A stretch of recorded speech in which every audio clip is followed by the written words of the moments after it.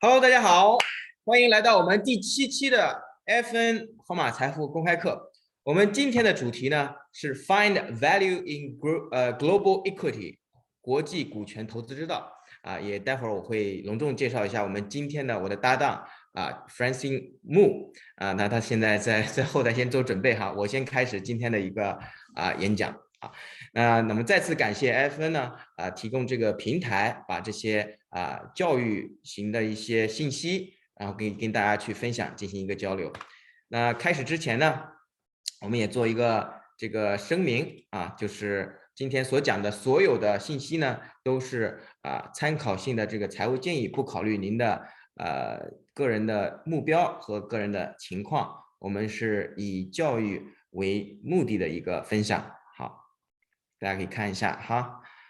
然后有认识我们的，有不认识我们的。那我们AFN河马财富公开课，大家都知道 AFN 呢是一个专门做这个财经媒体的一个平台，那河马财富呢是专门做一个第三方理财服务的一个机构，那也是以一个3亿的原则为大家去分享知识，那对我们感兴趣的领域，然后做这个教育的分享，然后可以给大家赋能，让大家有一个选择权、知情权和决定权，然后为大家主要解决以下的5大财富痛点就是如果您在澳洲是个高税务的一个这个 category 还有就是你可能买了很多房，有很多债务现在呢历史是最低位的这个利息 0.1 的这个 cash rate， 还有就是各种各样的像大家疫情的这种风险各种健康的风险商业经济这些政治所有的这些风险呢，都在我们现在身边发生。还有就是我们的富一代要传承给富二代，或者富二代给富3代的一个过程中，那都会遇到很多的问题。那我们也希望这些分享呢，能够给大家一些 idea， 让大家去思考一些我们主要的一个原则就是我们不谈这种高收益无风险的这种产品，也不做短期致富的这种理论，也不做无法兑现的承诺，所以我们希望把最真实的一些信息分享给大家然后也会邀请到我们的一些合作伙伴基本上都是像今天我们的也是一个基金经理跟大家去分享比较专业的一个分享，从专业的角度去跟大家去分享。那之前我们也跟 Perpetual 还有 Bupa 这些基金经理都有合作过。那么接下来也会把我身边的一些好朋友，一些行业里的这些专家，在这个平台上跟大家分享他在他独到的领域的一些经验和知识。OK， 那这个是我自己的一个介绍。那在这个财富管理领域，主要是在保险理财这个领域因为金融其实是还蛮大的。那我在我这个领域呢，也接近了也工作了接近10年左右的这个时间。那一直是在这个财富端，之前在 Westpac 和 INZ， 那上一个工作呢是在一个本地的一个家族办公室的这样子一个财富管理机构，去负责华人的这个高净值的理财服务，对华人的一些痛点呢也是了解了很多，那也希望能够通过这个分享能够帮助大家。那这个是我们在一起的一些工作的平台，还有一些赞助商，还有一些这个专业的机构。那希望我们可以共同的努力，把一些知识通过大家能懂的这种方式告诉大家。好，巴菲特老爷爷的话又出现了，每一次我都会用他的这个他的这个 quote 作为一个引子，让大家去知道原来最好的投资是什么呢？是投资自己，因为你投资在自己身上的，你学到的不用交这个 capital gain， 但是你学的这些知识呢，是可以帮你持续去赚钱的，是可以帮你持续的提高自己的认知。那有一句话是你不能挣超过你认知以外的这个钱，所以我们呢，这个 AFN 河马财富公开课呢，也是想要携手这些顶级的专家、顶级的这些金融领域的一些大咖，然后分享这些知识给大家，让大家可以提高自己的认知，增加自己的这个财富。那我们说到财富管理，其实到底说的是什么呢？其实就是3件事，管理财富就是保障、增长和传承，其实就是这些你有的财富我们怎么去保护好？那在已有的基础上，我怎么去增长它？到一定程度，我们快退休了，或者是想要一定的量了，我们怎么去把它给传承下去大家都知道，犹太家族可能他的财富都是几代甚至10几代的这种传承那他们是怎么做到的？所以我们特别是华人啊，对于这个财富，我们现在已经不仅仅去limit 在买房子、炒股票、现在已经到了一个时刻，我们开始去学习西方还有就是犹太这种比较成熟的财富管理的这种理念和方法那这个呢，其实我觉得对我们都是有很多，特别在澳洲华人有很多价值的那我分散了一下，包括这个财富的这个保障，比如说我们之前也有聊过这个保险还有就是投资的这种分散资产保护、税务减免增值呢就是基金管理养老金管理，各种资产类别的这种投资财富传承一个很重要的就是财商教育资产配置结构的这种搭建还有就是一个很有意思的这个新的名词叫家族办公室 （Family Office）， 其实在澳洲是一个已经历史很悠久的一种机构。那这个呢，对于我们华人来说，其实大家不是特别的了解，所以说我们会通过我们这种分享，让大家进一步的去了解澳洲的这种不同的理财的这种方式。那说到投资我们今天主要是讲投资。我们第一个就讲的就是投资主体了，你是用个人的名下投，还是用养老金去投，还是你想要去用这种公司投，还是这种 investment bond， 它有不同的这种资产类别，不同的这种资产结构很多人他们讲就是基金，我要投资基金到底是个什么样子的一个产品？其实基金它也是一种结构，具体这个结构投在什么东西上，这个才是最主要的一个你想要去有一个增值的一个标的所以在投资之前，我们需要去考虑的就是我们的这个资产类别是什么。那这个我们也会以后会有针对性的去讲。今天我们首先分享一个就是一个结构，就是我们的 Super 我就说它是澳大利亚最神奇的超级金融工具它叫 Superannuation。Super 就是超级嘛 ，Annuation 是种年金，超级年金我这给它翻译成。但是呢 ，Superannuation 其实大家每个人都会有，但是大家对这个 Super 的认知其实还是不够的。很多人，我的身边的朋友都觉得，哎，这个 Super 又拿不出来我现在才30-40岁、40-50岁，离我退休可能还有一个10-20年，有的30-40年，那这个钱我该怎么去？这根本用不上而且拿不出来。其实这个是一个不完全正确的认知了。那今天呢，我们就分享一下这个 Super 到底有哪些好处。Super 呢，我把它有很多好处我大概把它分为了3大好处、3大类第一个呢，就是它的税务刚才我们讲最大的一个痛点之一就是高税务，澳洲大家可想而知高达47%的税。那这些税你该怎么样去做一个合理合法的这种规避这不是说规避合理合法的优化。那养老金就是澳大利亚最有效的一个税务的一个减免的一个工具了待会儿我会跟大家讲它有哪些的一个税务减免然后第二个呢就是保障。养老金它是一个信托的结构，里面的资产呢是受这个信托人的信托结构的一个保护，也就是说，如果出现了任何的这个债务危机，它信托里面的这个结构呢是不受债权人所追究的一个结构，所以说它会有资产的保障。第二个呢，就是它会有一个默认保险的一个保障。当然，除了默认保险，还有一些是这种综合型的好的这种保险的这个购买的能力功能主要包括人寿、伤残和收入，这个待会我也会接下来细聊。还有第三个呢，就是非常重要的是可以投资的，养老金是可以投资的它可以投资股票，可以投资债权、国债，还可以投资甚至是房产。所以这个呢是它的3大好处如果你现在有养老金的话，是可以去回头看一下。你有没有启动起来这几个好处的使用？那这个是在你退休前就可以开始去用的这几个功能那据我了解，大多数是没有这样子就是开启它这些功能的。OK， 首先说税务因为养老金它有2个 stage 的一个功能。当你还没有退休的时候，它是属于 accumulation stage， 所以这个呢叫积累叫存款账户，就这个账户呢你只能往里面放。但是你不能拿出来，因为你还没到退休年龄。然后第二个账户呢，到你达到了这个 retirement 或者叫这个 preservation age， 然后达到 retirement 的这个 requirements 的时候，你就到了 retirement 的这个账户啊。那这个账户呢就到了一个免税的 environment tax-free environment 啊。那这个呢是取款账户，所以说它有两大类账户。你看一下你现在在什么 stage？ 为什么现在要看呢？因为你好比这个养老金，它是一个大池子，它每年往里面放水的这个放进去水的这个 cap 是有限的。如果你现在没有放，你到退休的时候，它是不允许你一下子放很多的啊。那现在的这个 cap 是什么样子的？从今年2021年7月1号开始呢，它分为两种，一种叫 concessional contribution， 有税务优惠的这种供款，现在是每一年27500啊。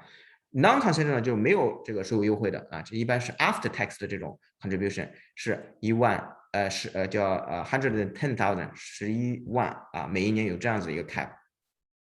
那 concessional contribution 呢，一般来说哈，就是如果你的这个收入没有高的20多万以上的那个话，基本上是15%的 contribution tax instead of 你自己的 personal 这种 tax bracket， 你只要付15%的这个税。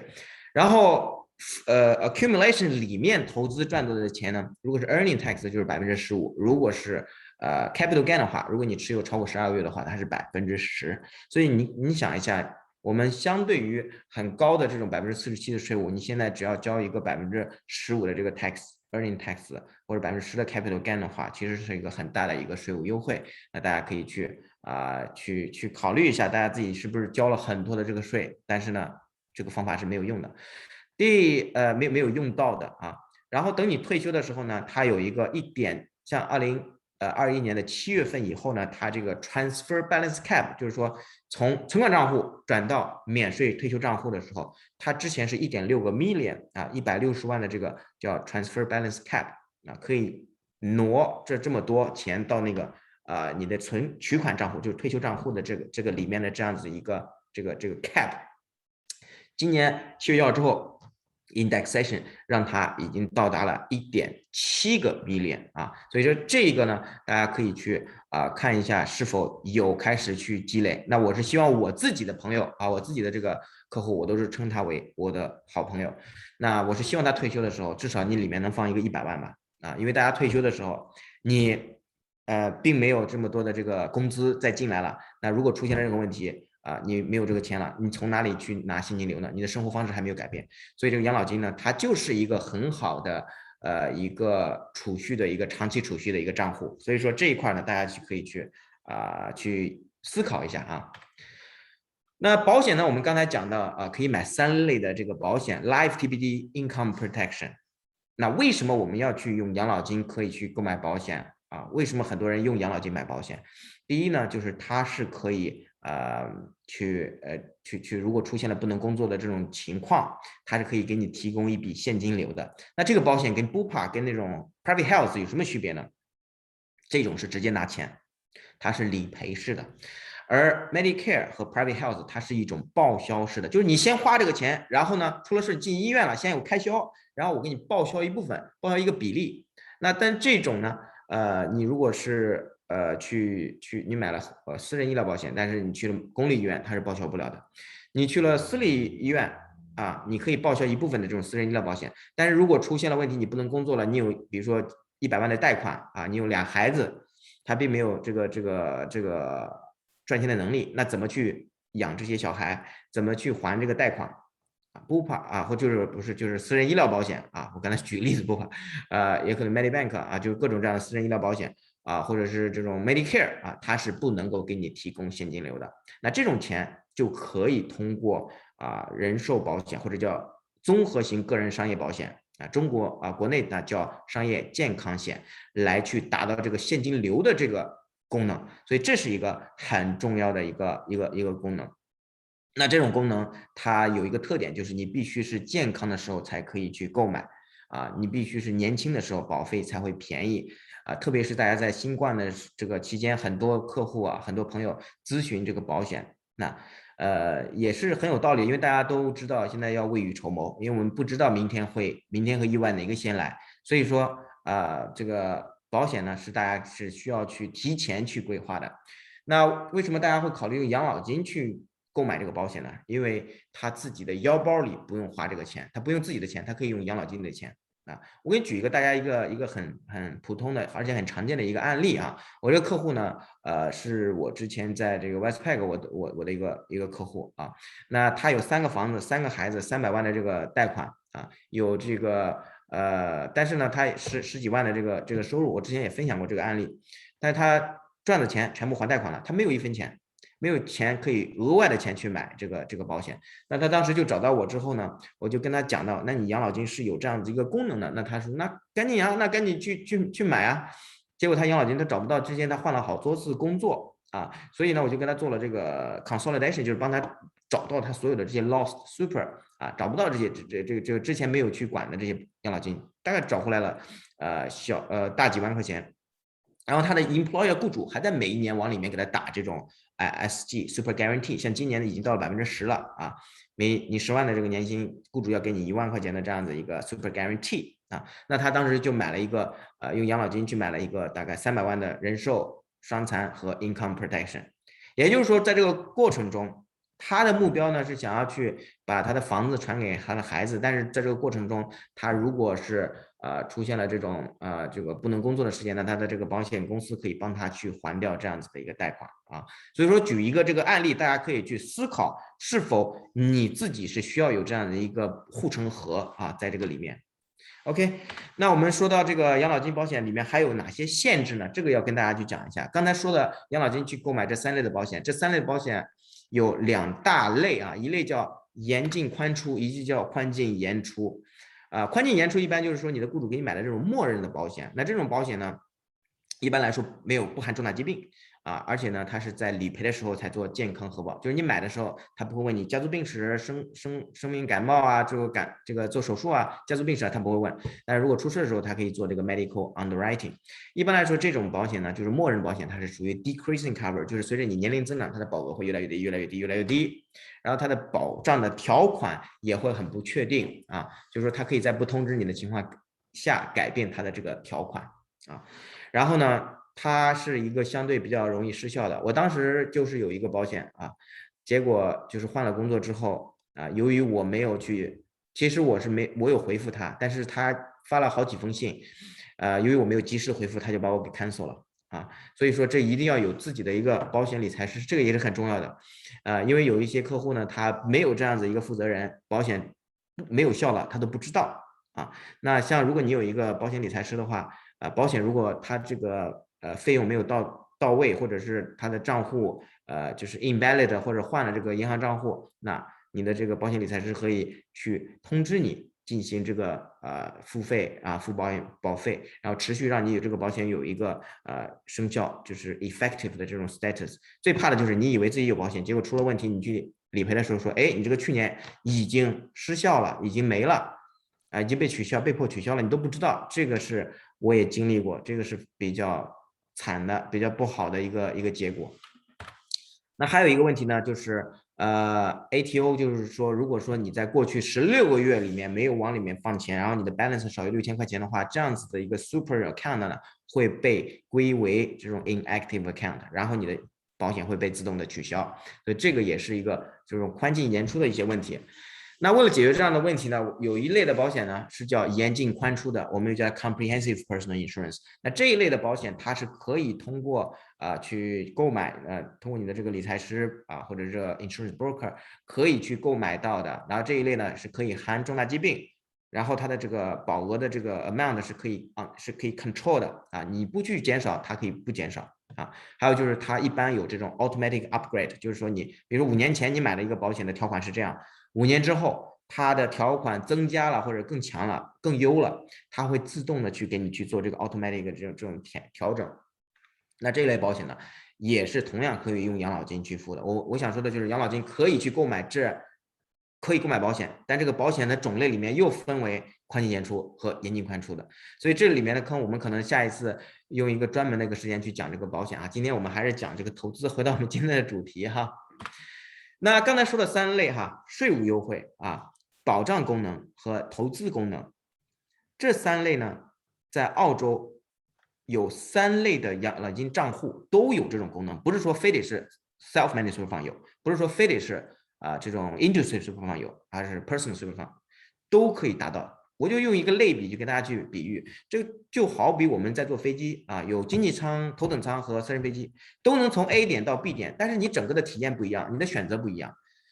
Group super 呢，就相当于我们平时说的这种行业养老金那这种行业养老金呢，基本上是一个 pool， 一个 group 的 pool， 你放里面基本上没有什么选择，就是 A、B、C、D 这几个选择，也不透明，你也不知道这个钱到底投到哪个基金里，它就每一年告诉你大概投资多少。这种呢是适合哪一类人，他就比较不是那么想要去主动管理，那就放在那里，是骑是服，是跟着这个大部队，跟着这个 group 去走那就相当于经济舱 chicken or fish， 没有什么选项第2类呢叫 personal super， 就可以自己去选择自己的基金有些 personal super 呢是根据一个这个养老金平台，那我可以选择可能上百只澳洲的这种基金，我可以选择这里面的优质的一些基金那可能在过去的回报10年20年的这种回报都是达到10%、15%、20%的这种回报，那我可以选择这种好的基金那我可以自己去调，可以 rebalance 这样子那第3种呢就是私人飞机了私人飞机呢像 self-managed fund 大家可能都比较听过那之前呢很多会计师也去做过这种讲座，那可以去买房，可以去买比特币，甚至可以甚至去买这种物业那这个呢就是它的功能不一样，但是都是投资大家知道都是投资，它都有这种税务功能，它都能用这个养老金这种3类的这个钱去购买这种保险所以说它都能选择自己的这个受益人，所以这些呢是它的功能，但是它们的区别呢，最主要的就是它的选择性、它的灵活度、它的透明度、它的传承的这种功能。那我之前呢也写了一系列的这个文章大家如果是感兴趣的话，我可以把这个系列的这种文章呢发给大家大家可以加我微信，然后我们进行一个私人的一个分享，我可以跟大家讲解清楚这个理念。OK， 我们说到上一次的这个投资上一次我大概讲了不同的这个资产类别这个其实就是投资我们从养老金可以放这种不同的这种资产类别。那我们也回头看了一些这个过去30年的这样子一个performance chart， 就是它的一个表现。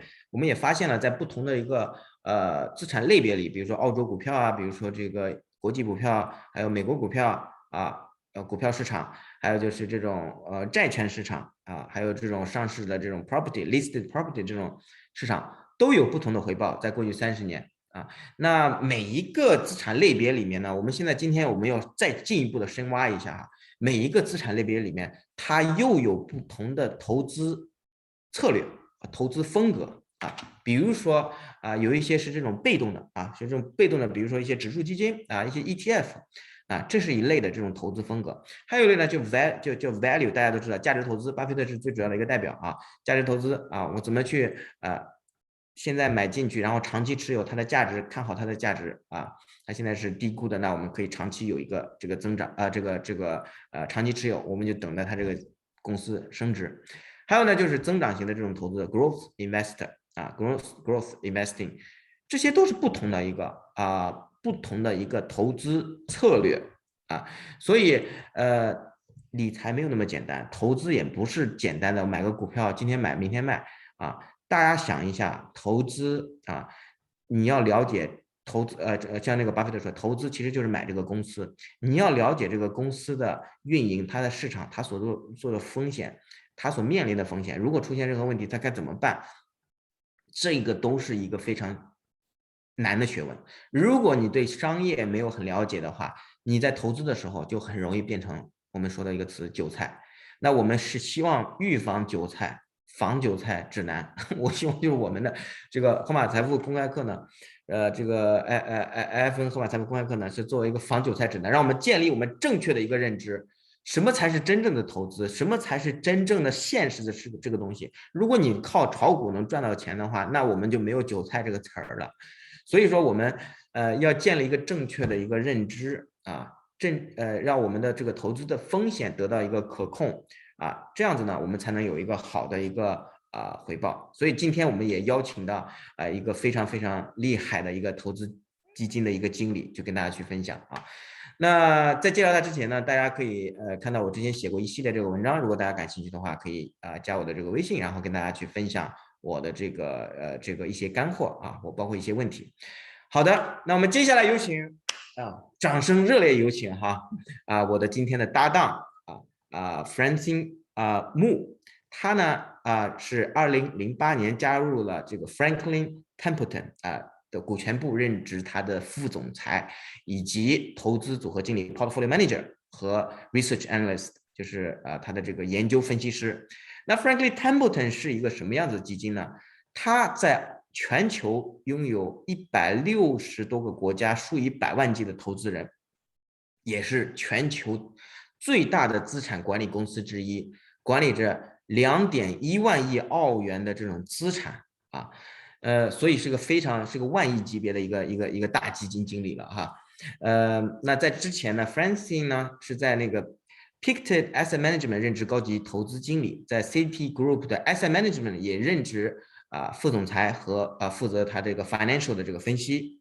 Francine 毕业于墨尔本大学，拥有商学的荣誉学位和这个 BA Business Analyst， 以及注册金融分析师 CFA。 大家都我知道华人们特别喜欢考这个 CFA， 非常难那 Francine 呢是一个这个方面的前辈了。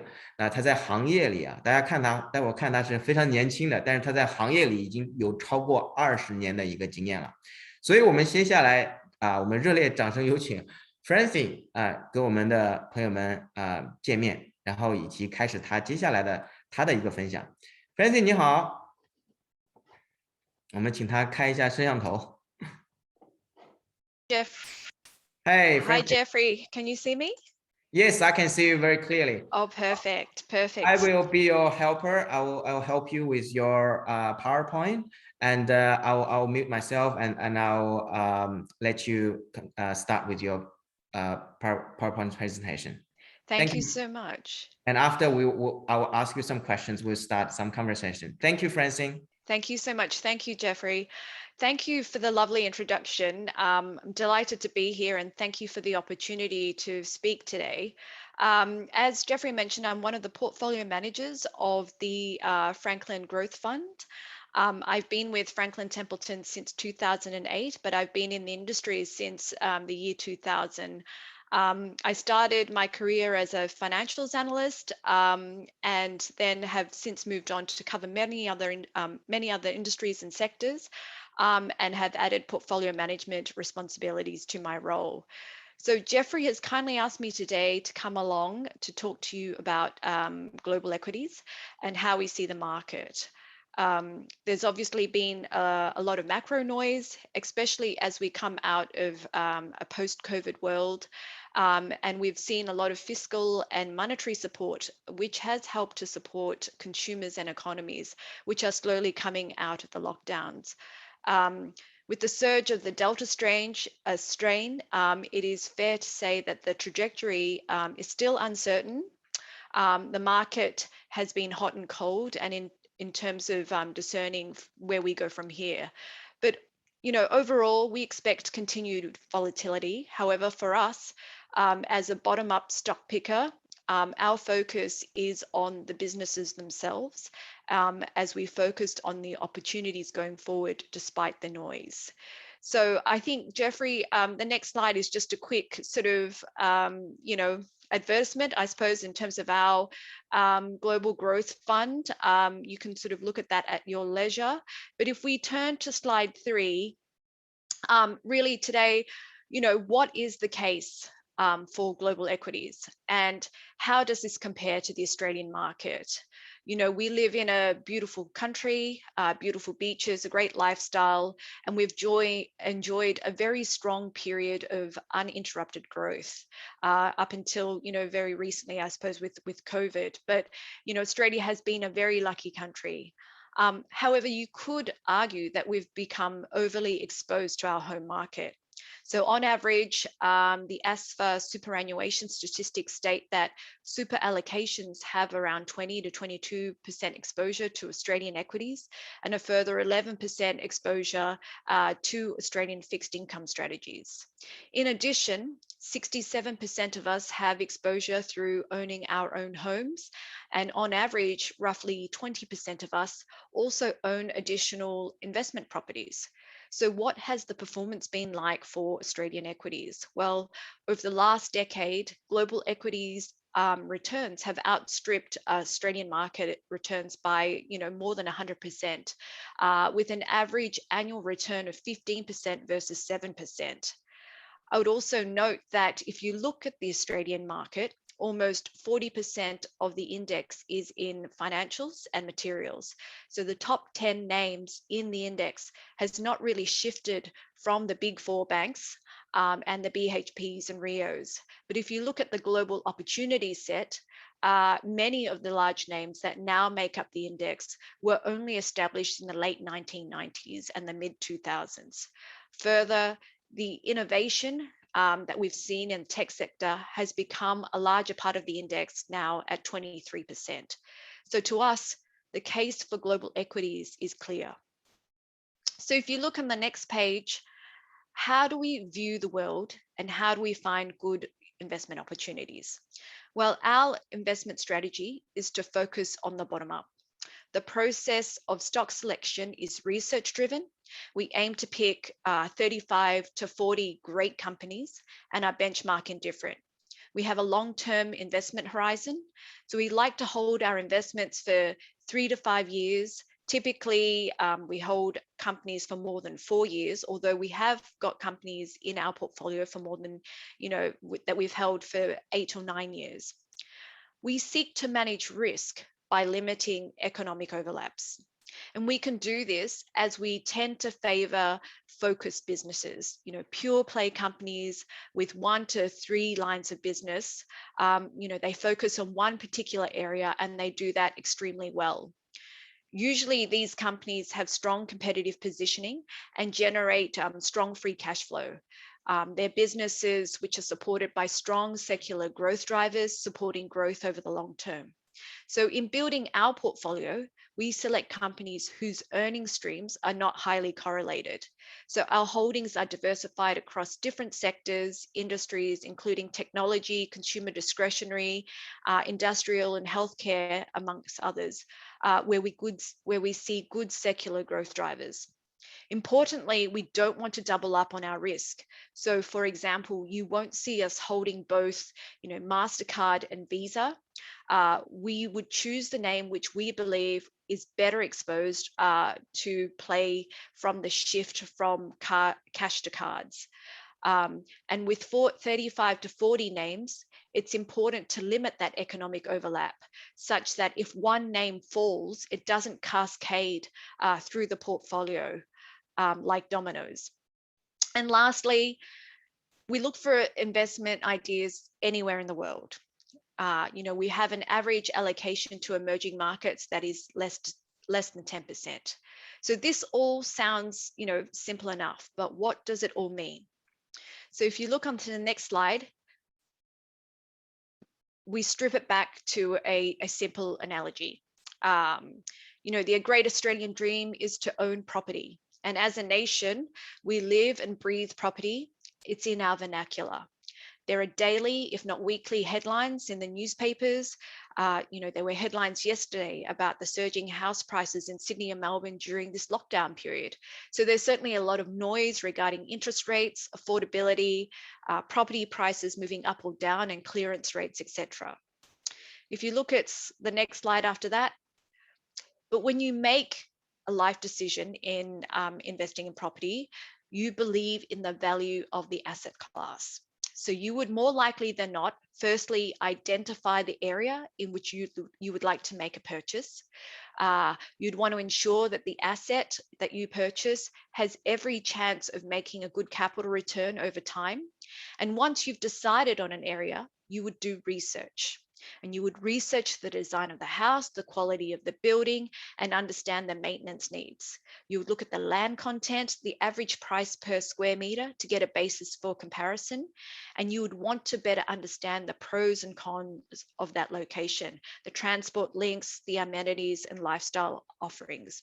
You would do research regarding the school catchment areas and look into the demographics for the area. You would look at the transactions in the area to assess the potential growth for capital and also potential rents that could be earned over time. And you'd want to hold the asset over the long term to minimize the frictional transaction costs, stamp duty and capital gains costs. And you would do all of this in order to maximize the capital return over time, with the potential of keeping the asset for the next generation. So, this is in effect what we aim to do with every one of our stocks that we own in our portfolio. So if we look onto this slide, our stocks selection discipline, what is our framework? Well, firstly, we look at growth. How do we assess this? We believe that cash is king. And we look for companies with a sustainable business model, which can generate strong free cash flows. We look for companies with strong moats, strong long-term competitive advantages, which cannot be easily competed away. We look for companies and management teams which can or have demonstrated strong reinvestment records. Secondly, we look for quality. Financial transparency and accounting quality are important.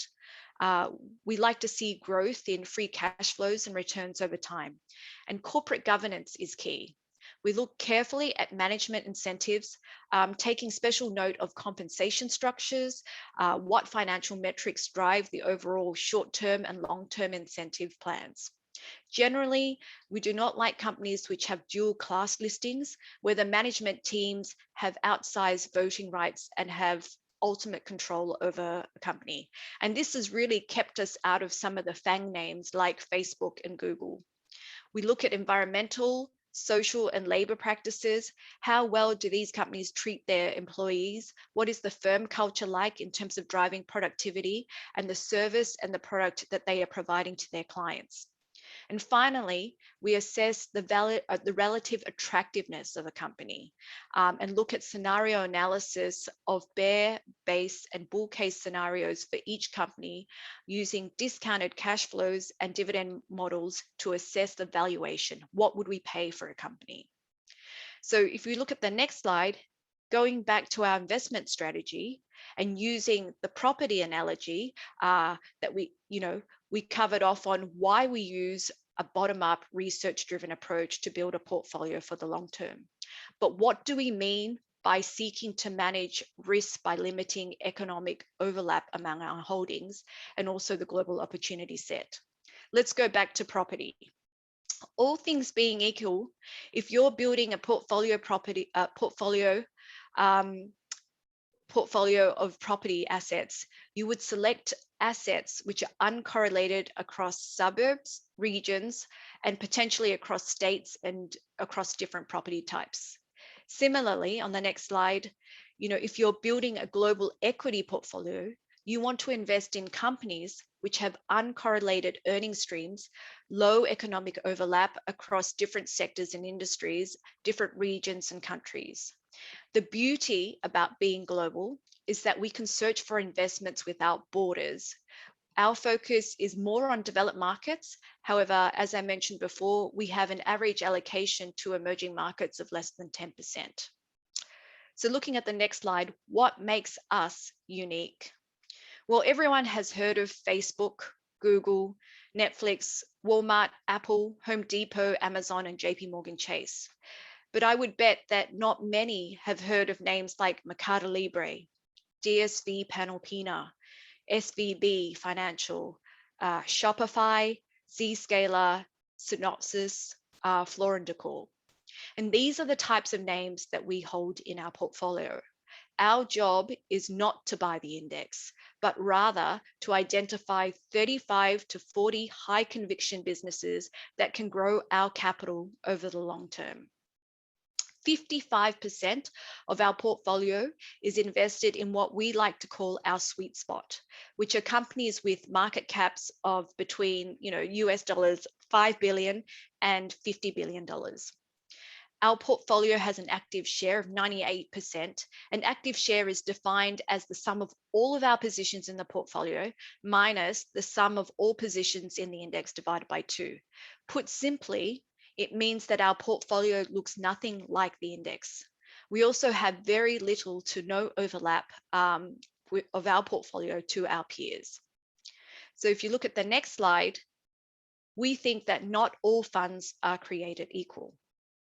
While we have global equity on the tin, our top 10 holdings differ significantly from the MSCI World ex-Australia Index and to our peers. So as at June 2021, if you look at the index and our portfolio for comparison, you can see, number one, the top 10 holdings in the index is highly skewed to towards the US and the mega caps in terms of information technology and communication services, with Facebook, Apple, Amazon, Microsoft, and Alphabet in the top 10. By contrast, if you look at our top 10 holdings, which is underneath on this slide, they're more geographically diversified across different sectors, across different industries, and you'll see that the mega caps do not feature in our holdings. We also have a higher concentration in our names, with the top 10 holdings accounting for 32% of our portfolio. So next slide. How do we look at companies? We build our portfolio from the bottom up. To build conviction in 35 to 40 names, we need to know our companies intimately. We do an enormous amount of work to understand a company's competitive advantage, the industry in which they operate, their revenue drivers, and the pricing power that they have. So we look at how they manage their expenses, who their suppliers are, and their sourcing options. We look at their capital structure, how much debt do they have on balance sheet, what funding sources are available to them, and at what cost. We also look at the regulatory environment, the types of mergers and acquisitions that they've done in the past and potentially in the future to better understand their growth strategy. We also look at the company's economic exposure to understand the key risk. In order to do this work, it can take up to 3 to 6 months before we even initiate a position in the portfolio.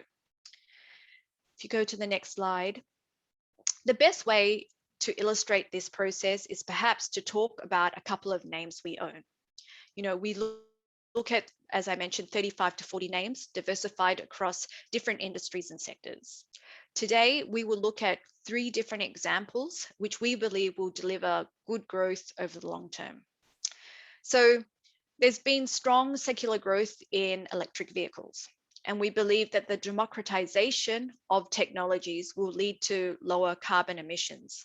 So there's been tremendous pull and demand for battery run electric vehicles.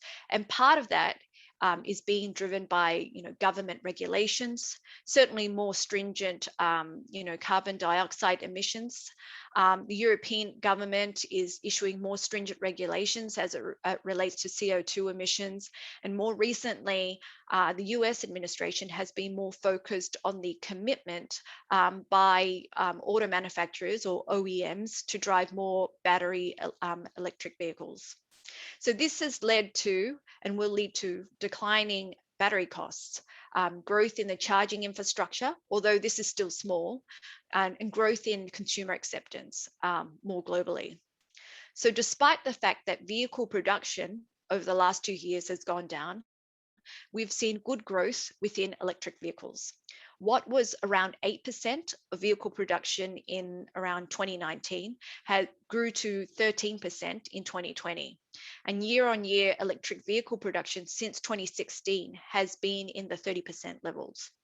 So growth in electric vehicles look to continue given the increase in regulations, more stringent emissions, net zero climate ambitions, and also mandates on charging infrastructure build-outs. So as battery costs decline, these vehicles will become more affordable. And OEMs and auto manufacturers are also increasing their availability of offerings, with more than 400 battery electric and plug-in hybrid models coming to market by 2025. What appears to be clear is that this shift is happening potentially earlier than anticipated. So where are we today in terms of the, just next slide, Jeffrey, thank you.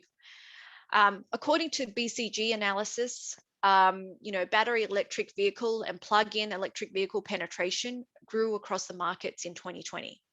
So with year-on-year penetration in the US market growing from 1.9% to 2.3%, still fairly low, while in Europe it was 2.2% to 9.1%, and in China 4.9% to 6.2%. The US is traveling a little bit behind Europe and China, and will continue to lag in adoption. However, the growth in the number of electric vehicles is set to continue. So what will tomorrow bring?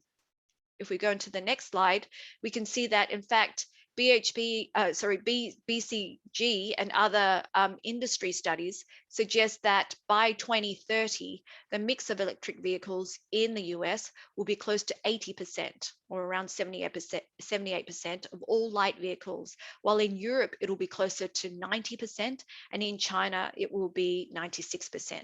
So how do we gain exposure to this secular growth trend?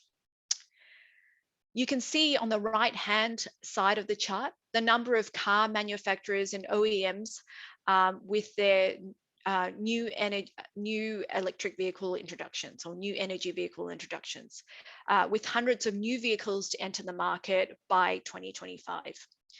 Rather than trying to make a bet on which car company will succeed, we believe that the best way to gain exposure to this secular growth driver is through an auto parts supplier. So turning to the next slide, Aptiv is a 42 billion market cap company, which supplies the industry with auto parts. But it's more than that. It's a technology company that helps to enable the safety of cars, can help to minimize the environmental impact, and can facilitate connectivity through the integration between the car, passengers, and the world around it. The company provides the brains and the neural networks of a vehicle. They provide the vehicle architecture and the software that enables that mobility.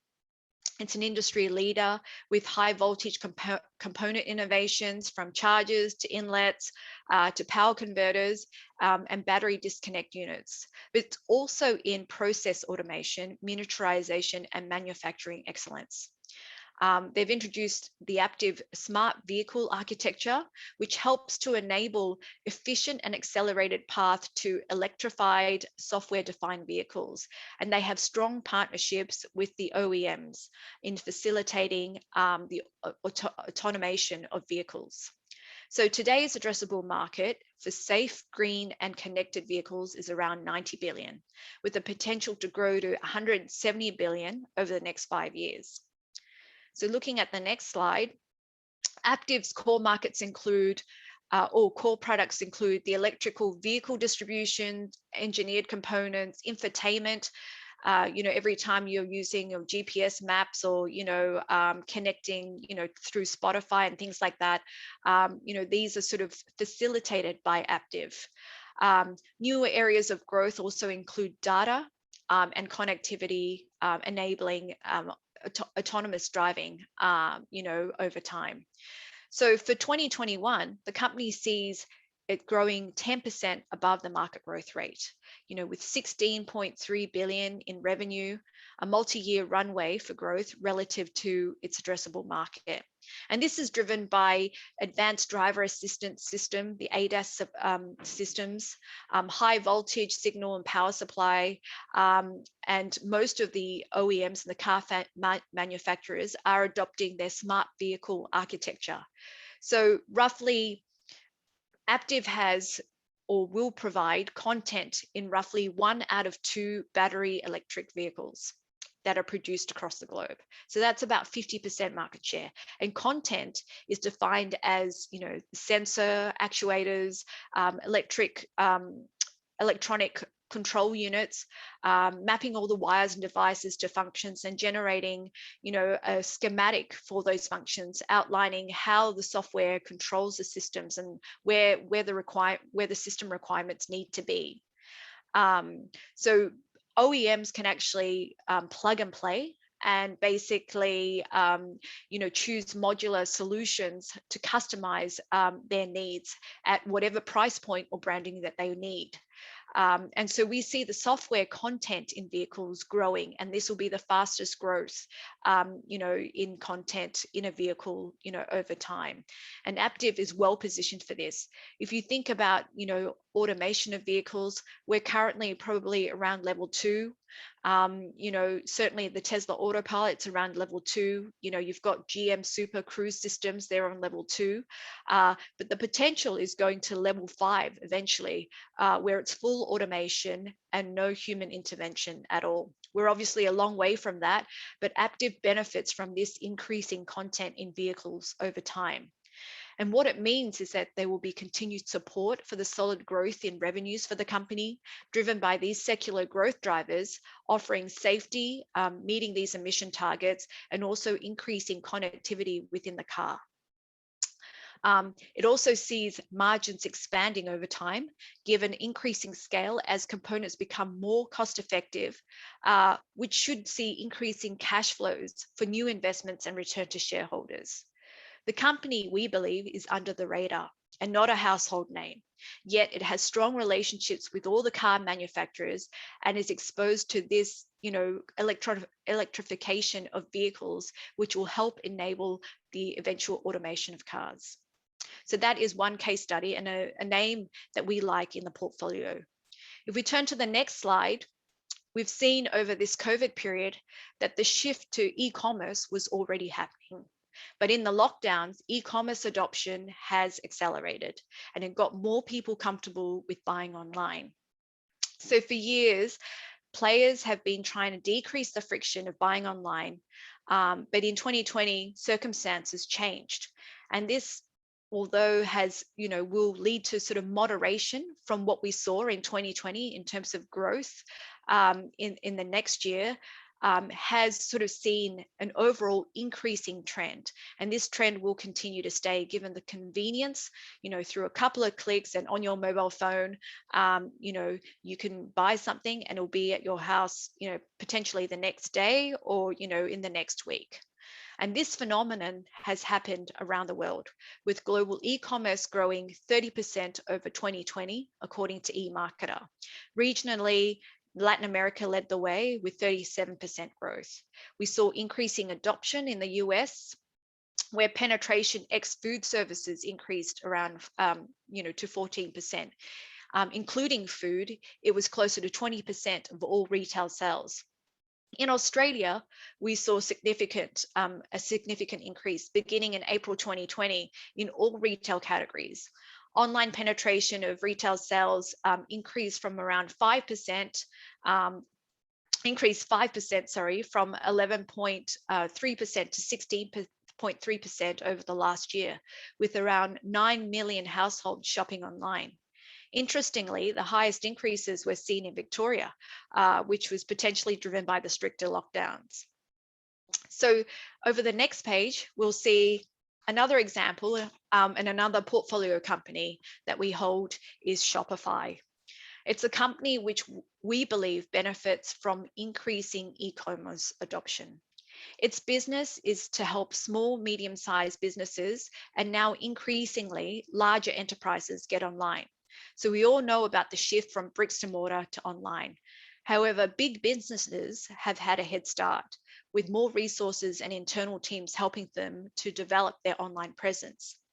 Shopify helps small businesses get online, with a plug and play website builder, which helps them to manage their inventory, targeting customers, managing marketing campaigns, collecting payments, and now also helping them with fulfillment.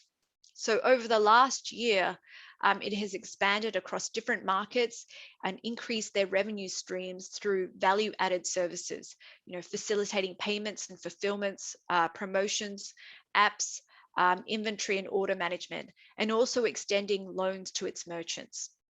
It's still in the early growth phase with its sales. The sales transacted on the platform was around 6% of global e-commerce sales ex-China, which totals around 3 trillion. So we still think that there's a lot of runway for growth, especially when you consider the opportunity it has in further increasing the fees or the services that it provides. You think about Amazon, it charges high fees as a percentage of its gross merchandise value. Hence, we can see Shopify increasing its revenue and fee rate over time. So Shopify helps businesses plug into social media websites such as Facebook, Instagram, Twitter to help them create their own apps. And we've seen strong growth in its revenues, with revenue growth of 75% per annum over the last 3 years. We've also seen, revenue grow at even higher rates. So we expect growth to continue significantly and pricing expansion over time as they continue to grow new merchants on their platform, in addition to expanding their profitability. So one of the most popular shopping websites in Australia over the last year has been jbhifi.com.au. And you'd be interested to note that JB Hi-Fi's website is powered by Shopify and is a Shopify Plus customer. Other websites you have used include Culture Kings, and also, for those in New South Wales, Harris Farm, if you shop from there. So, we see still a lot of potential for growth for Shopify, and it is also another example to benefit from the increasing e-commerce adoption that we see sort of playing out over the long term. So changing tact a little bit, on the next slide, we're also finding good opportunities in healthcare. We believe that robotic surgeries will increase in penetration of general surgery over time. Technology has enabled better patient outcomes. And in a world where healthcare costs have been increasing, we believe that robotic surgeries can help cap costs over time, while also improving patient recovery rates. Robotic surgeries are in some ways the next generation from laparoscopic surgeries. So through robotic surgical systems, a surgeon has greater range of motion and precision, leading to lower blood loss and post-operative pain with minimal scarring. And this reduces hospital stays and the time for the patient to recover. According to Fortune Business Insights, the global surgical robots market is expected to grow from 1.4 billion in 2018 to around 6.8 billion by 2025, which implies around 21% of CAGR growth. North America is the majority of the market, with further penetration in different types of surgery, but we can also expect international markets to provide significant growth over time. So going to the next page, this is a case study on Intuitive Surgical, which is a medical device company which makes the Da Vinci surgical systems.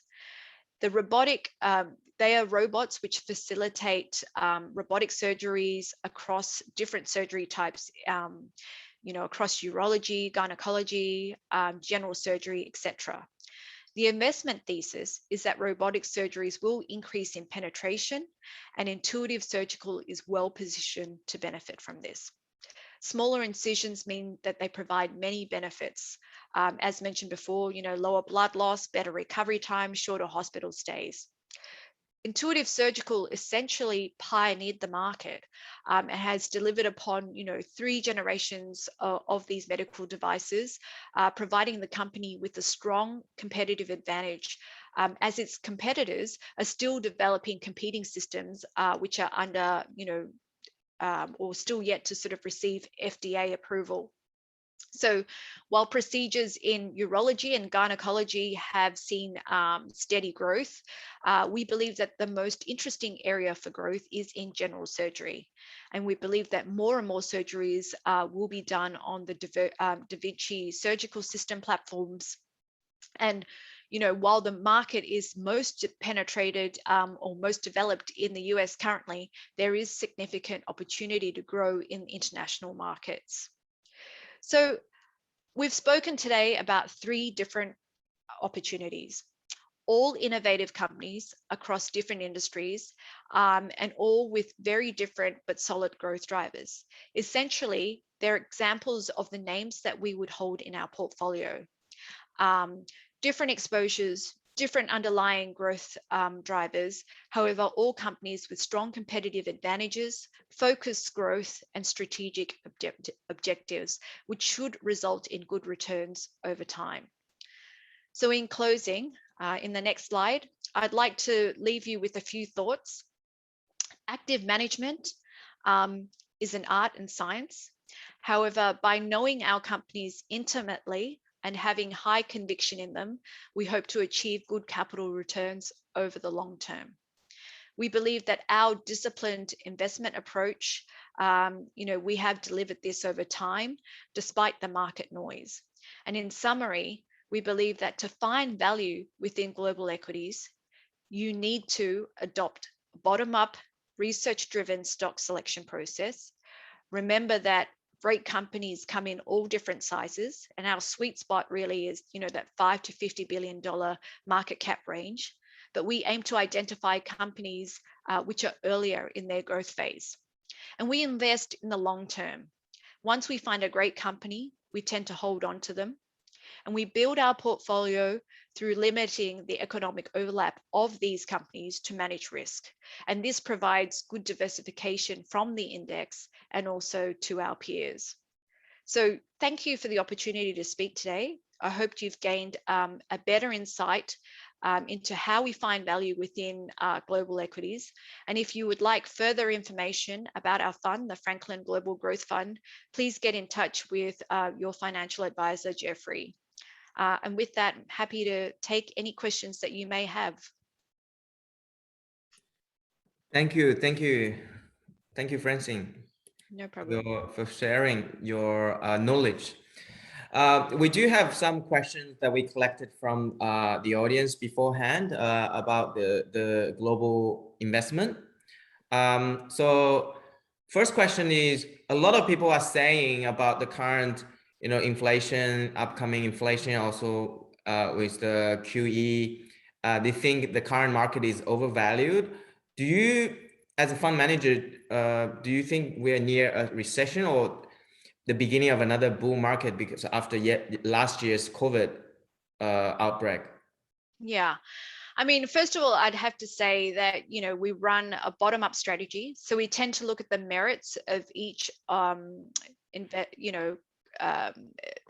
each company based on company fundamentals. But I do think there's still a lot of uncertainty in the market currently with how economies will transition and manage COVID. Obviously, we've seen increasing vaccinations. And so this has helped in terms of the reopening efforts. And the data still appears to be fairly mixed, although we're making good headway with how we manage Delta. And certainly, the last weeks, we've sort of seen the Delta surges in Florida and Texas actually coming back down. And also, with these booster shots, we continue to sort of see that potentially we're going down the right track in terms of reopening the economies. In terms of inflation variables, obviously we've had a lot of help during this period with central banks supporting the economies as well as consumers. And, if you look at savings rates in the US, they're still fairly quite healthy. It wasn't like the financial crisis where we saw a lot of people under pressure.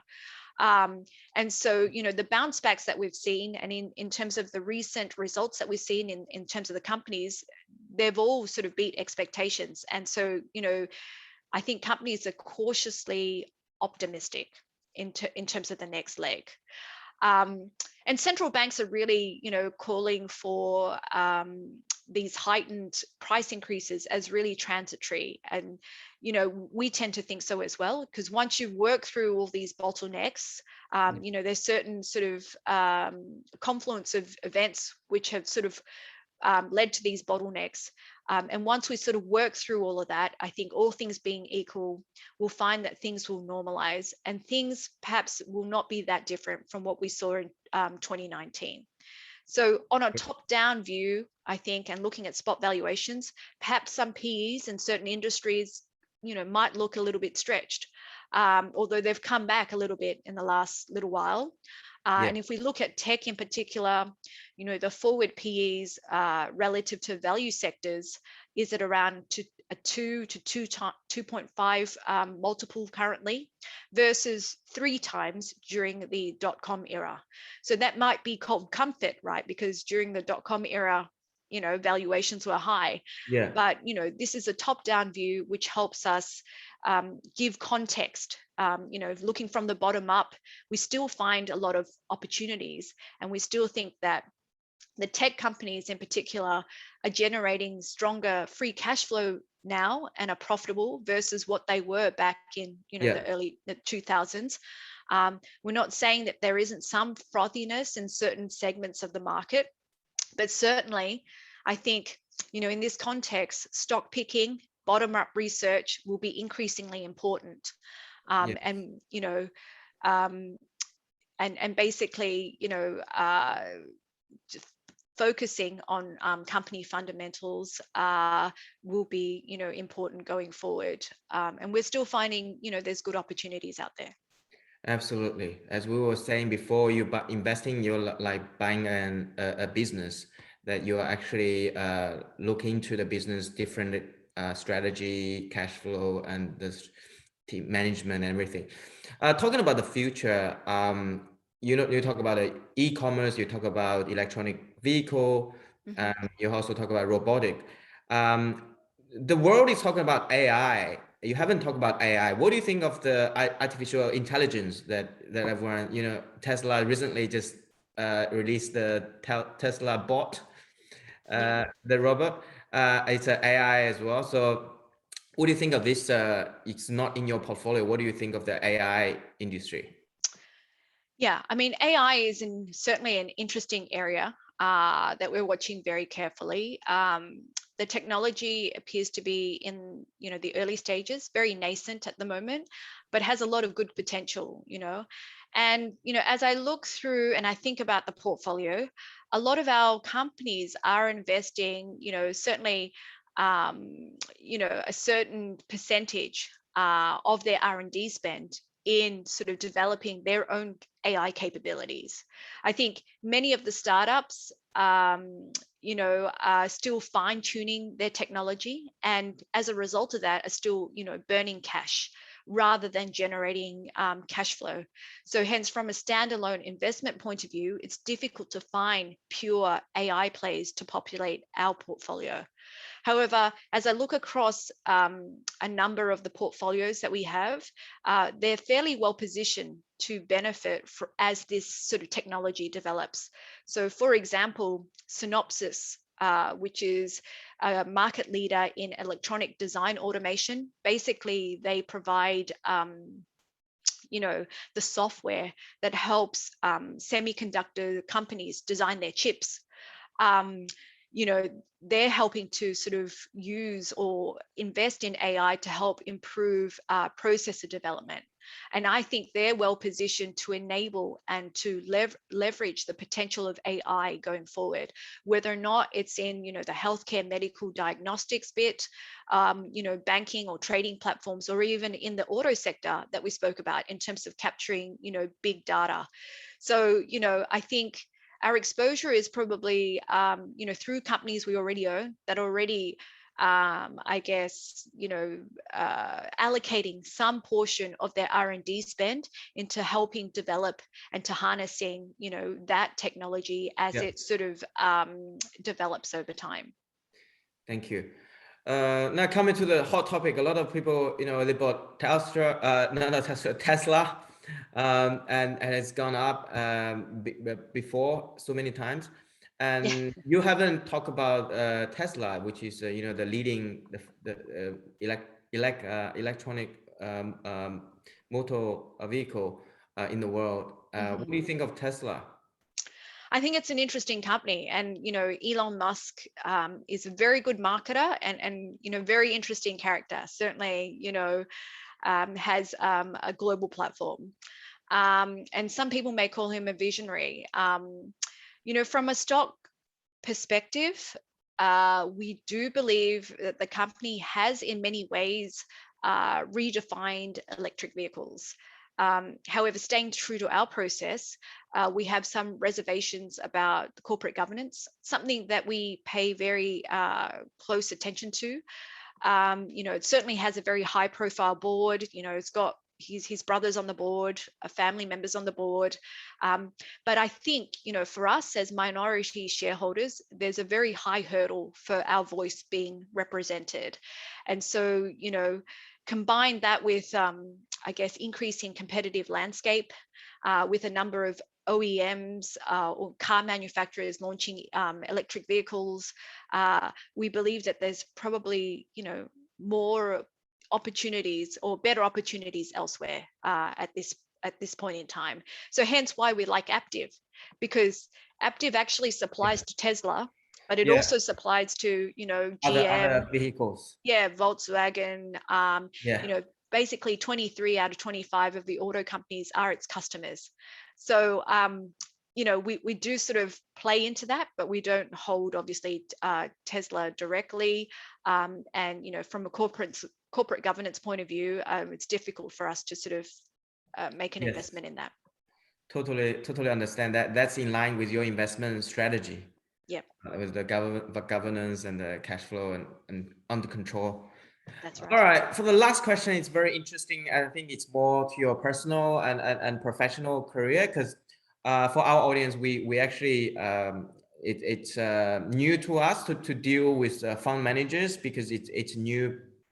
We bought a lot of property, which you use as an analogy. But for fund manager, because you operate globally, you have team over globally. What is the day like for you? Can you just describe, let us know like how you guys work as a global $1 trillion fund manager? Yeah, I mean, I guess, we're very lucky. I'm part of a team which has great support from, the broader Franklin Templeton platform. So we can, essentially, Franklin Templeton takes care of all the, back office, sales and marketing, trading capabilities, which allows us to really focus on, researching and investments and finding the best ideas and best investments. So a typical day for me is usually a long one. It's difficult from the Australian time zone in terms of tracking markets in the US, Europe, Asia, and here locally. So a lot of time is actually spent reading, trying to understand business models and their strategies, talking to companies, talking to suppliers, and really looking at company models and trying to understand their, opportunity set. And also reading to try and connect the dots across the different industries and, what could be, good potentially over the long term in terms of understanding some of these secular growth drivers. So usually I connect with my Australian, Asian colleagues and contacts here during the day, with Europe and the UK coming online in the afternoons, and then connecting to my US colleagues late in the evenings and very early in the morning. So it's certainly, as a fund manager, it certainly keeps me, alert on my toes. But it's also a great, job, I think, for, if you've got, general curiosity about how things work and how things link up and, connect together. So every day is different, which is always interesting. But apparently you're talking to different people from different countries at different time. All the time. Yeah. and I know as a fund manager it's a quite stressed job, because you're actually managing people's trust, credibility, and money. So Completely. we actually really respect that professionalism. And also especially thank you for your time today to share your life, your your knowledge and your experience to help us build a good financial understanding and financial literacy. And we are not recommending any product because we're trying to build educational level up for our audience. And then if anyone, they are interested to know more about any product, that we can talk, individually. But mainly we want to thank Francine to help us get a better understanding of your investment strategy. It's a growth strategy, right, today? And that definitely helps us to protect our wealth in terms of making financial decisions, not just by a company, but actually understand the background philosophy in terms of making a decision which company to buy, like what share to invest. All right, thank you very much for your time. I think it's we're way over our 1 hour time for this session, but definitely a lot of knowledge and a lot of on our plate for us, for our audience. 感谢大家今天的时间，今天的时间已经超时了，但是我们今天真的是学到了很多，从 Francine 这边我们学到了很多的这个知识，也希望今天的这个公开课对大家有帮助。感谢大家的时间，那我们下一期公开课再见。Francine, let's just say bye bye to all of them. Thank you very much. Thank you. Thank you. Thanks.